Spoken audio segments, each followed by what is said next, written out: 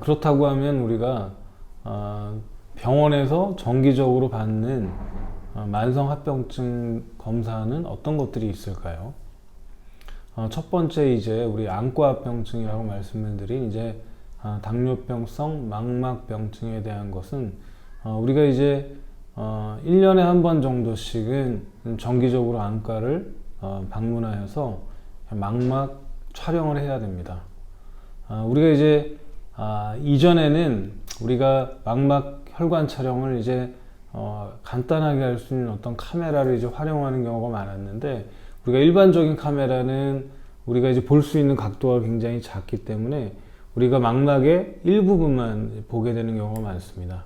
근데 우리가 이제 잘 알다시피 이제 안구의 경우에는 원 모양으로 생겼는데, 실제로 우리가 이제 중심시야만 볼 수 있는 망막 외에도 훨씬 더 멀리 떨어져 있는 이제 망막이 같이 존재하기 때문에 우리가 이제 눈을 전체적으로 산동을 해서 전체 망막을 한번 살펴보는 것이 필요하다고 볼 수가 있어요.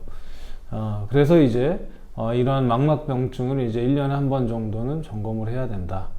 최근에는 이러한 카메라 기술이 이제 발달이 돼서 이제 한 번 찍어도 우리가 이제 좁은 범위의 어떤 망막이 아니라 굉장히 넓은 범위의 망막까지 다 찍을 수 있는 카메라들이 나와서 해당되는 여러 가지 상황에 따라서는 이런 카메라 촬영으로도 이제 굉장히 손쉽게 진단할 수가 있습니다.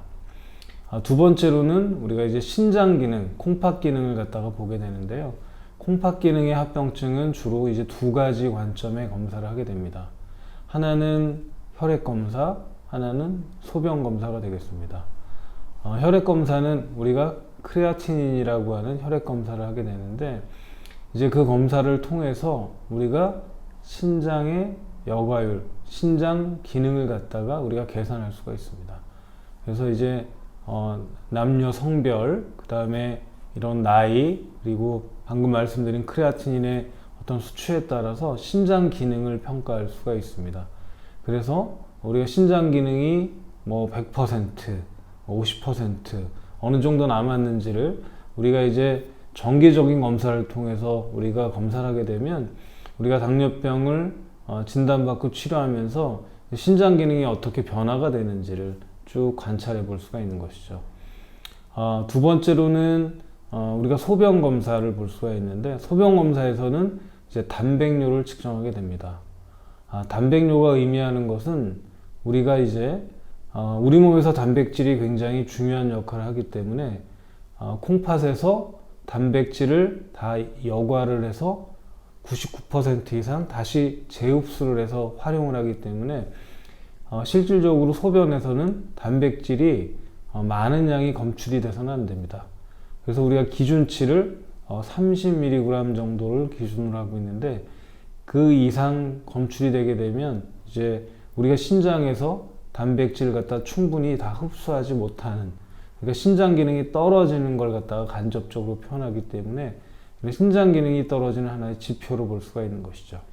그래서 이제 콩팥의 경우에서는 앞선 크레아틴이라고 하는 혈액 검사, 그 다음에 우리가 알부민뇨라고 하는 이러한 그 소변 검사를 통해서 가치 평가를 하게 되어 있습니다.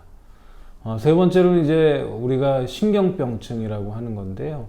신경병증은 말 그대로 이제 신경에 생기는 합병증이고, 또 신경을 먹여 살리는 아주 미세 혈관에도 영향을 미치는 그런 이제 합병증이 될 수가 있겠습니다. 이 신경병증에 대한 어떤 진단은 우리가 보통은 이제 환자가 느끼는 증상 등으로 이제 보통 판단을 많이 하는 경우가 많고요.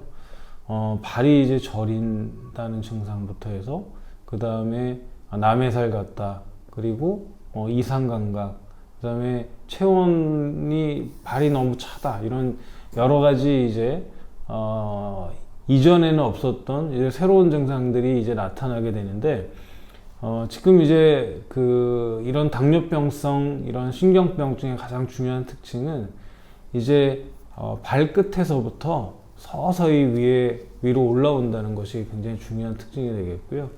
그 다음에 한쪽만 나타나는 것이 아니라 양측성이라는 게 굉장히 중요한 어떤 차별성이라고 볼 수가 있겠습니다. 물론 이제 이런 한쪽만 먼저 나타나는 경우가 있지만 가장 흔한 경우에 이런 증상들을 먼저 이렇게 이해를 하시는 것이 좋을 것 같습니다.